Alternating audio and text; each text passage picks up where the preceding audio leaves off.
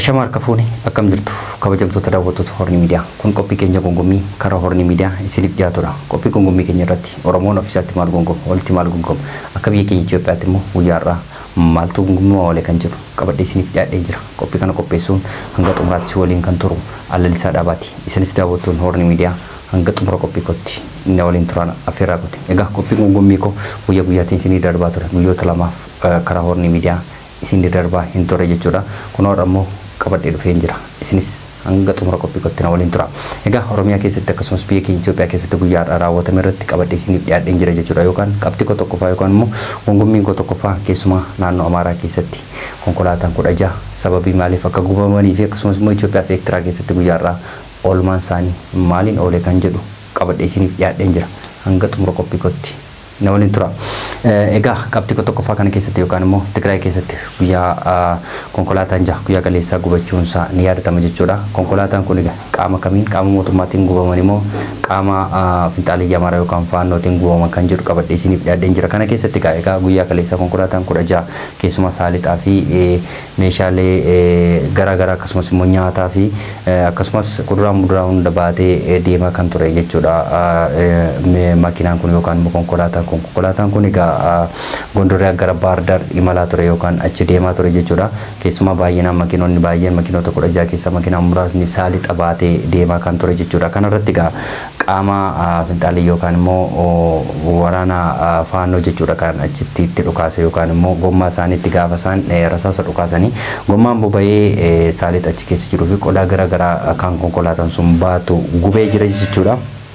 kana kesa tiga kan inni gubate yo kan mo waranni kun kan inni gube kesuma kamota kan ummata fayyadu da jechura konkolatan kun baate kan inni demu garu ga fintali namara gonda de debin ummata yero erga hunde famani bodde yo kan mo erga ummata amara flolla ni bani amara kesa tiga rade debin namonni duma jirachun kesuma namni nagan duma jirachun wal naman gafachisu arga jira jechura kanaf konkolatan ja kesuma tasabi kudaja uya kalesa bobahani jiru jechura achi kesatti battalumatti konkolatan ja gubate jira yo kan achumatti jechura kanafi konkolata warrena fannaru kutamani yumale qamota mootummatin yo kan warana mootummatin amma tokko hafaniru yo kan mo bararamaniru jechura kana kesatti gaga kalesa guya kalesa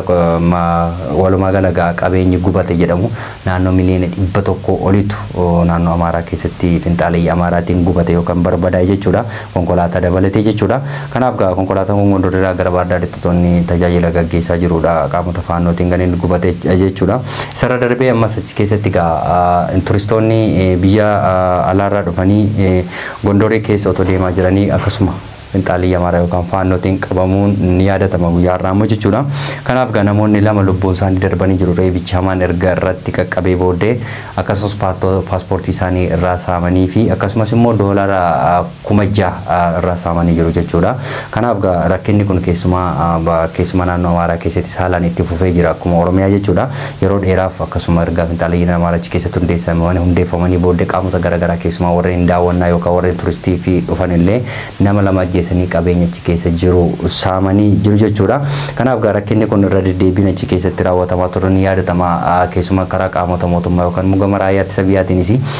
faannoo yookaan immoo fintali yamara kana balleessineera barbadeessineera kan jedhu irra deddeebiin ibsi bahan turuun yaadatama garuu guyyaa kaleessa magaalaa lixee akkasuma konkolaataa 16 guuf akkasumas qabeenya birrii miliyoona 100 ol barbadeessuun yaadatama faannoon kun jechuudha kanaaf guutummaa guutuutti faannoon badeera jechuun kun wal nama gaafachiisa qaamota mootummaa wajjiraani kanaaf rakkinni kun haalaan hammaatee jira jechuudha naannoo amaaraa keessatti kanaaf namoonni nagaan ammas irra deddeebiin lubbuun isaanii darbuuf akkasumas immoo qaamota mootummaa wajjiraan bakkoota garaagaraatti qabeenya barbadaa'uun yeroo isaan wallolli yookaan yeroo isaan walitti bu'an qabeenyi barbadaa jiraachuun kunis argamaati jira jechuudha maalumaafuu rakkinni oromiyaa keessatti ta'e naannoo amaaraa keessattis raawwatamaa jiraachuun argamaa jira jechuudha qabxii lamaffaatti yeroo darbu yookaan immoo Itoophiyaa fi Eertiraa gidduutti walitti bu'insi yookaan wal doorsisuun kun haalaan itti fufee yookaan jabaatee jira jechuudha jechuudha. Amma immoo keessumaa qaamota mootummaa yookaan immoo mootummoota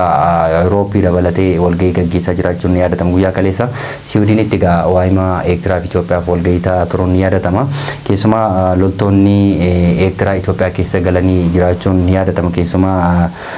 kanneen akka Baadimmee fa'aa Baadimmee keessa jiraatan yookaan lafa Baadimmee qabatanii jiru jechuudha lafa Itoophiyaa. Kanaaf guutummaa guututti mootummoonni Awurooppaa loltoonni Eertiraa Itoophiyaa keessa jiran guutummaa guututti akka bahaniif akeekkachiisan yookaan ergaa dabarsanii jiru jechuudha. Kana keessatti ergaa dabarsuu irra darbee akka isaan achi keessa ba'aniif qoqqobbiillee irra kahanii jiru jechuudha Eertiraa kanarra. Garuu ambaasaaddarii Eertiraa lafti kan Eertiraati malee kan Itoophiyaa miti jedhanii yeroo isaan ibsa isaanii deebisaniif immoo argamaa jira. Kanaaf rakkinni achi keessa jiru keessumaa loltoota gara 130 ol gara daangaatti ceesiseetu yookaan immoo daangaa ceesisuutti daangarratti qobsiisee turuun ni yaadatama mootummaan Eertiraa Isaayyaas Afeworqii jechuudha. Gama Itoophiyaatiinis Fiildi Maarshaal Biraanuu Juulaa qaama alaa dhufe yookaan immoo qaama irratti akka geessisu yookaan immoo dhiibbaa geessisu hundumaaf nuti qophiitti jirra jedhanii dubbachuun irra deddeebi'ee yookaan ibsa baasuun ni yaadatama. Kana keessatti Fiildi Maarshaal Biraanuu Juulaa qaama kamiif yookaan immoo waraanaafis qophiidha kan jedhu dubbachaa jiru yookaan isaanis gadi bahanii ibsa kennaa jiru. Kanaaf rakkinni yookaan immoo Itoophiyaa fi Eertiraa gidduu jiru daraan hammaachaa dhufuu fi sadarkaa lolatti wal qopheeffachuu yookaan immoo sadarkaa dhumaarra gahuunis argamaa jira. Kanaaf Fiildi Maarshaal Biraanuu Juulaa ibsa kennaniinis nuti lolaaf qophiidha akkasumas immoo waraanni kamiyyuu qophii xumuree jiraa fi humna gahaa qabna kan jedhu doorsiin hamaan gama Eertiraatiinis isaan mudachaa jira. Gama Eertiraanis gama lamaaniinuu gama Itoophiyaatiinis gama Eertiraanis lolli jara lamaanii qophiitti akka jiranii fi wal doorsisaa jiraachuunis akkasuma immoo lafa duriin qabamee ture Eertiraatiin akka keessaa ba'uuf mootummoonni garaagaraa keessumaa mootummaa Awurooppii dabalatee gaggeeffamaa jiru yookaan immoo qoqqobbiin irratti ta'amaa jira. Kanaaf furmaan Itoophiyaa fi Eertiraa ammas